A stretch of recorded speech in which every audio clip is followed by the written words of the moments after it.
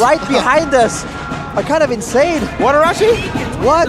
Nah, I'm joking, but yeah, these fans are going crazy here. Turns out to be Bruno. Bruno, okay. So you're saying there's some dive threat from EVOS? That's certainly the case, but I feel like it's more of a front to back. It's more of a big chase scenario because the CC and the Boxia both move very, very fast, and the Vexana, once someone gets knocked, stunned for just a short amount of time, if the Vexana can catch up to you, it's pretty much a done deal, even through the hard guard, depending on how much damage is available. So for DEWA, I think crowd control is something they really need, something to disengage if it's just not preferable. I'm sensing something unorthodox here from DEWA United. I don't know why. Just because the presence of Drian, I guess. Because this guy has been playing a lot of heroes. That's probably an understatement, but it's going to be Barats. Nope, it's not going to be something crazy. Gord. We've seen how Gord can perform against this kind of heroes like Boxia. Very effective. Just make sure you don't get ran over by that Shield Unity. So is it Yuzong or Paquito for Fluffy? I feel like it's... Or neither. Maybe Paquito or the Benedetta. Ooh, that's true. You're right. Fluffy with the Benedetta. So Benedetta, Paquito, Yuzong. Those are the three that I'm expecting here. Up against the Gord, right? You want to have a bit of dive. I wonder if they're considering something even like a Lapu Lapu, something with a bit more AoE. Right? You're right, I keep forgetting about the CC. I'm sorry. Oh, right, you... Wow, hey, You did this twice now. I did this twice now. All right, so... I'm seeing some kind of lockdown, some kind of chase. Okay, there you go. For the longest time, this has been a thing, right? The Shield Unity combined with the movement speed buff. And now, against what is most likely a Gord with an Ice Queen's Wand, an Angela with an Ice Queen's Wand, all that slows are going to be nullified. This is a wrecking ball strat coming in from EVOS, going full speed towards DEWA. This is a battle of durability. 2 utility junglers plus 2 healers. A lot of buff as well. I'm sensing a long game here from EVOS and DEWA United, considering that DEWA is indeed, like, on average, they also have the longest game duration in MPL Indonesia Season 13. But let's see, though, if that's going to be the case. What is on a Claude, which can pop off quite early in the game, in the mid-game, once he got that Corrosion Sight and also Demon Hearted Sword. So you don't really have to wait until the late game to be able to make use of what. Well, just see how they make use of all the weapons they have. It's speed versus damage. Sometimes the speed can outmaneuver, but here we go, Shevin. The Apostles of the Gods versus the White Tigers is looking for glory. It's EVOS Glory versus DEWA United. A whole new lineup to try to bring DEWA down and to bring a win. Their first one in Season 13. Can they do it? Off the bat, let's talk about Dreams with the focusing mark on the Rafaela. Trying to be a bit more aggressive, not only wanting to be utility-based. On the other side, though, Key's having the Impure Rage, more poke-centric more than anything. Not really going for anything too crazy when it comes to poke. So we'll have to see. Again, the durability battle is going to be there between Drian and Dreams. Both starting with D, which is quite interesting. Later on, though, I feel like EVOS can chase down a lot better. But DEWA, they have the damage to just instantly burst someone down. That will be where it gets important, right? The mind game, the vision game later on. I have to ask you though, Rashi, when it comes to this lineup for EVOS, Natco already forced a flicker early on. Watt's actually taking this lane super slow up against the Bruno. But back to the question, Rashi, the Rafaela. First time that we've seen Rafaela in Season 13. No flicker or Natco. Gary's looking for possible gank. He has a death in his welcome. He's going to go for the charge. But he zones Natco away from the minion wave. This is disastrous for Natco, especially with the Master Assassin. But back to the question, Rashi. Rafaela, why are we seeing it here? To go up against the slows for sure, to battle with the sustain, and of course to help with the chase. Like we said, with the Boxia, Rafaela was a thing for quite a while, and technically you can kind of use this combo with the Bruno as well. It's another alternative to the Diggy Bruno combo to get a very dominant lane. But now the problem is Dreams is following Annabelle around, and they're doing great there. But the other lane, Natco, that's supposed to be really winning, really dominating that lane, really isn't doing so hot. Fun fact as well, this combo of Boxia and Rafaela has been around for a very long time. Since M1, when 10S Gaming, I believe, popularized this meta combo. And EVOS was the champion of that tournament. Dixon, level 4 already. Has the final flash, goes into Fluffy. And that's Dixon! All the Arnods are getting the neutral objectives! That's a good death to his welcome from Gary, but Fluffy picks up first blood as he goes in for more, but Dixon on the back is just tearing it up. Now flickering on the clock and picking up a double, and the Holy Baptism doesn't connect. Still though, without Trian's healing, Fluffy picks up the double, and in the end, it's 2 for 2. But DEWA were able to secure the neutral objective. What's happening right now, Rashi? I think I'm not even surprised anymore. Well, Dixon, he takes the turtle, and he gets a double right there, really showing the potential of this Arlet used aggressively instead of utility. We've always seen it being used in the roam position, and I think even some players are starting to forget that this hero in a dominant position in the EXP lane is not to be trifled with. For sure, but looking at the talent prediction, Mirko, is this a bless or a curse? Bro, we blessed Aura, but really, I meant it to be a curse. All right. So, I'm the lone EVOS supporter here. no, you got Ranger Amos. Ranger Amos said 2-0 EVOS. Well, at least in this task. Yeah, that's true. Right, so we're gonna bully you, Shevin. If Oh no. if it doesn't come to fruition, we will be bullying you here. But yes, so early on we can see that EVOS, they're just a lot more aggressive, and the thing with DEWA is Gary is on the Barats, tanky, doing damage, but no real mobility. Unless later on, they want to use the hard guard on the Barats, which is not really ideal, right? You want to use it maybe more on the Claude, but maybe potentially on the Arlet, considering how things are developing right now. So far, still kind of a stalemate. 200 gold lead for DEWA United. Nothing to boost just yet, but they're looking to set up for the next turtle here in about 20 seconds. Who's on the advantage here, Rashi, for turtle fight? When it comes to setup, I believe DEWA has more of an advantage, and that's mainly due to the longer range of the Mystic Projectile coming in from the gourd. The Vexana will have a lot of crowd control as well, but it's relatively short range. So in order to do so, Clockun will have to walk up and be in a more vulnerable spot. Because of that, and the experience of DEWA in these neutral objective dances, I feel like they will make the first move for sure, but they might get countered. File is doing a good job to give Annabelle a bit more of that sustained mid lane. Going to be cleared already by Clockun. Shield Unity onto Dixon, Holy Baptism. Going to be able to connect, but Gary jumps into the back with that. Welcome, Annabelle still finds it! Somehow, some way. Dixon jumped to the backside. It's going to be a vengeance used up. What also? Onto Dreams now. 1 HP. Dixon slices him in the back. Fluffy's looking for a bit more. Looking for compensation. Dixon with a stun. Fluffy doesn't go for it. A kill over for the turtle. I think there was a slight miscalculation from Gary. He thought that he could get the turtle despite just throwing Annabelle into the turtle as well. But it looks like it's not enough.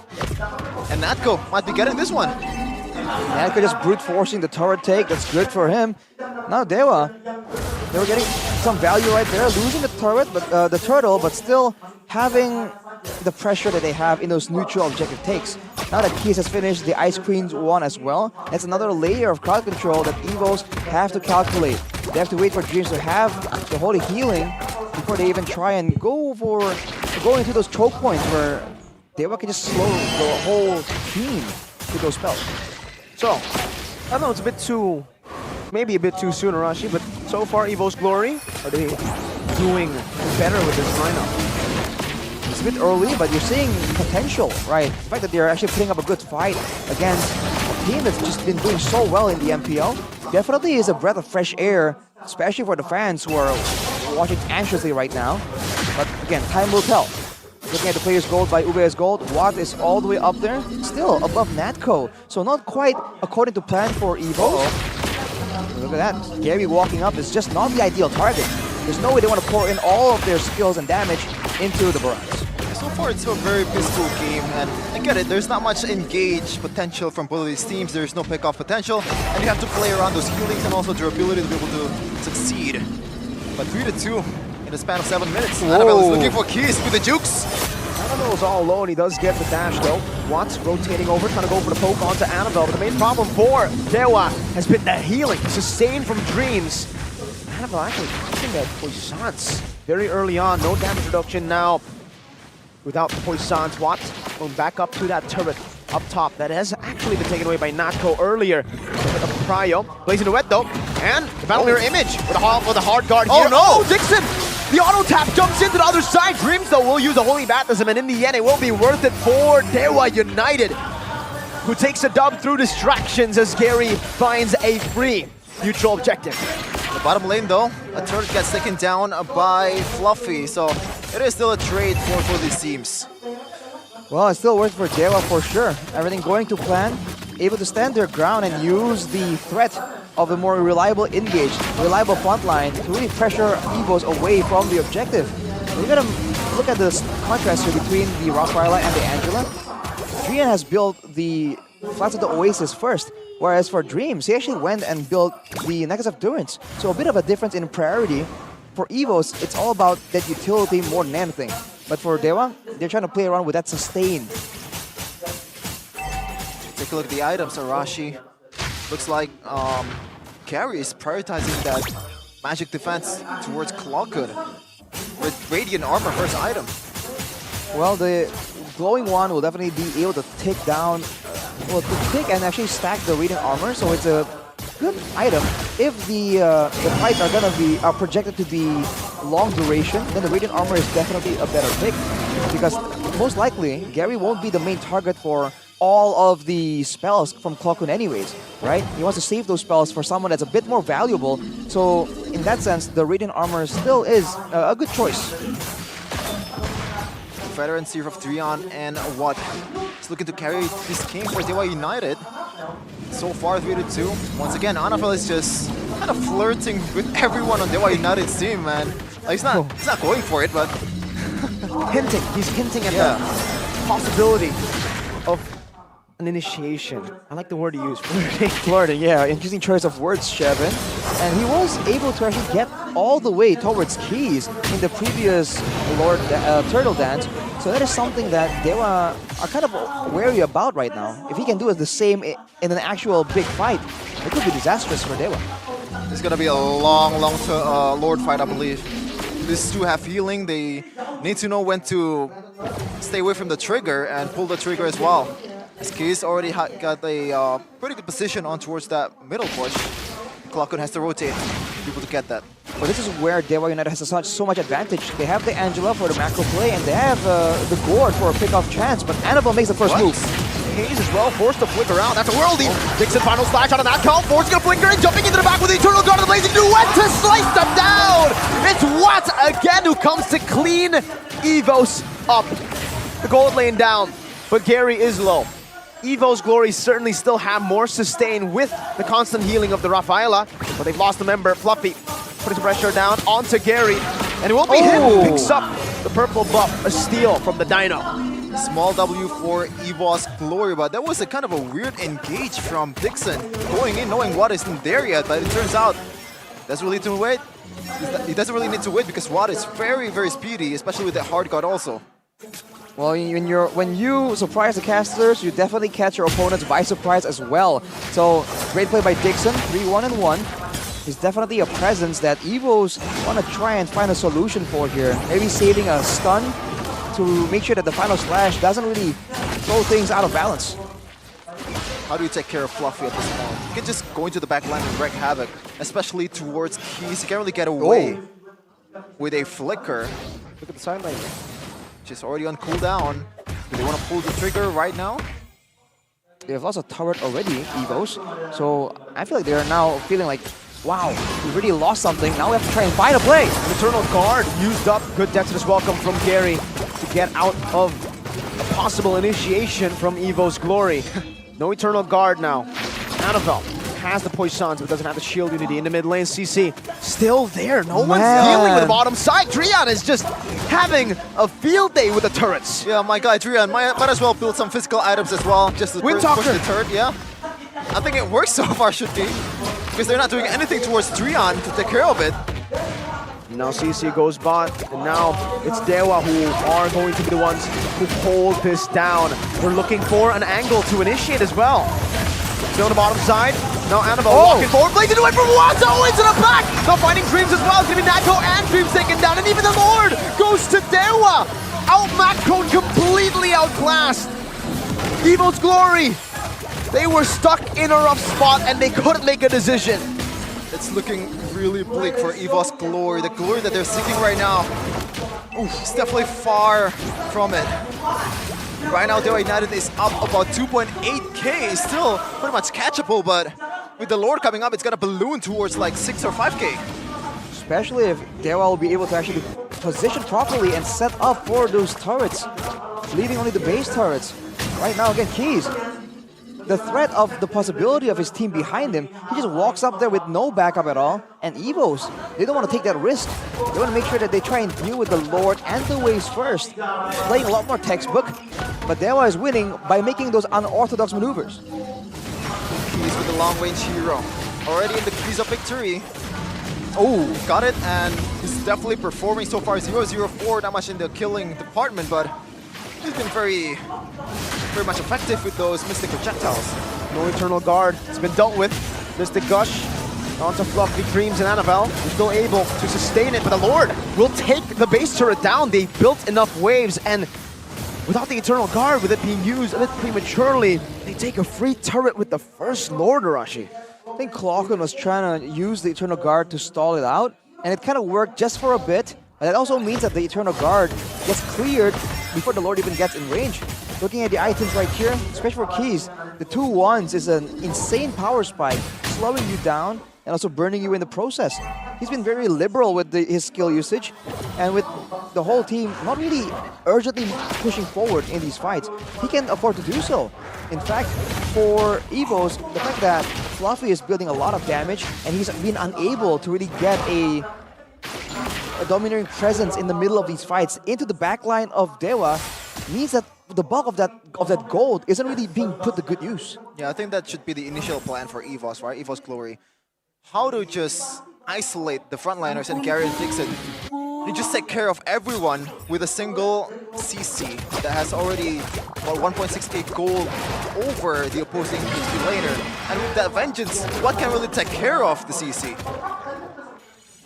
With the Vengeance, I mean, like I said earlier, when Annabelle or Fluffy has been able to get in the backline, the fact that the Mage is a gourd with a skill shot Mystic projectile. Whoa, hang on. Baptism already used up, but Watt is holding still. It doesn't use the Purify. Dixon diving to the back right now with the final slash on that coat, but it is going to be kited away. Forced to flicker out. K's trying to find an angle, but gets poked down by the Eternal Guard for them to back away and set up for the next Lord. That was a good fight from EVOS, but unfortunately they weren't able to get a single kill. The hard guard does come in clutch and saves Watt's life. But that shows again an inkling of what EVOS can potentially do.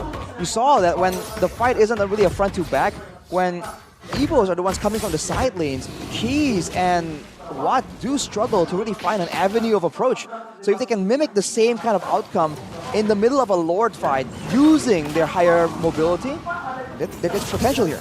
No flicker on Dixon. Oh, wow. Holy baptism on the Dixon. Now he only can go in. He goes in with the final slash in the back line. What? Blazing too well to the back.